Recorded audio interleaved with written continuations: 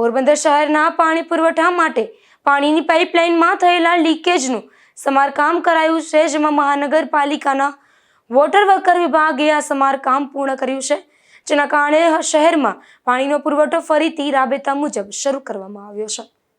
પોરબંદર મહાનગરપાલિકાના water workers વિભાગ દ્વારા વનાણા ગામ પાસે બ્રિજ નીચે લીકેજ થયેલી 700 mm મુખ્ય પાણીની પાઇપલાઇનનું સમારકામ કરવામાં આવ્યું છે, જેમાં ફોદાળા ડેમથી જાવંત્રી ફિલ્ટર પ્લાન્ટ મારફતે શહેરમાં પીવાનું પાણી પહોંચાડતી મુખ્ય પાઇપલાઇનમાં લીકેજ સર્જાતા પાણીનો નોંધપાત્ર વેડફાળ થઈ રહ્યો હતો.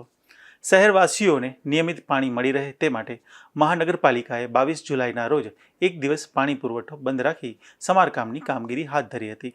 આ સમારકામ દરમિયાન ડીવોટરિંગ પંપ દ્વારા પાણીનો નિકાલ કરવામાં આવ્યો હતો.